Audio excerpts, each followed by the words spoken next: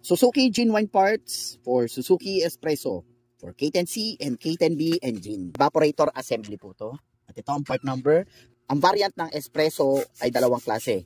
Manual transmission and AGS. At may magkaiba silang makina, K10B and K10C. So, fit po ito sa both variant. Itong evaporator assembly ng Espresso. Assembly na po to kasi kasama na po dito ang expansion valve. So, for checking ito, bound to Palawan. So, nagtataka ako, madalas masira ang evaporator ng Espresso. Yung unang variant na nilabas ng Espresso ay walang cabin filter. Lakas makasira ng evaporator ang walang cabin filter. Dahil yung unang variant ng Espresso ay walang cabin filter. So, meron tayo yan dito, orig na cabin filter.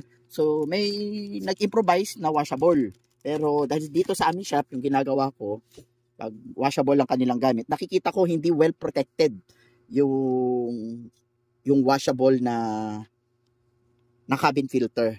Dahil marami siyang pwedeng pagdaanan ng dumi. So, ang first line of defense lagi ng evaporator ay ang cabin filter. Dahil mas mapapahaba ang buhay ng inyong evaporator kung meron kayong cabin filter. At regular dapat ito pinapalitan. Dahil ang dumi dito kumakapit. Tapos isa pa sa mga makakasira ng evaporator ay ang paggamit ng mga matatapang na pabango. Most likely yung mga jelly type. Dahil ang jelly type ay nag-evaporate po yan. At pumupunta yan dito sa loob at didikit. Yun na po magiging sanhi ng pagkabulok or pagkabutas ng inyong evaporator. Ship nationwide via EP Cargo and LBC para sa mga direct buy. Available po ang aming store dito sa Valenzuela, Mr. Robert, for pick-up and lalamove within Metro Manila, Laguna, Cavite, Batangas, Bulacan, Pampanga. At meron po kaming Lazada store na Mr. Robert. Maraming salamat po.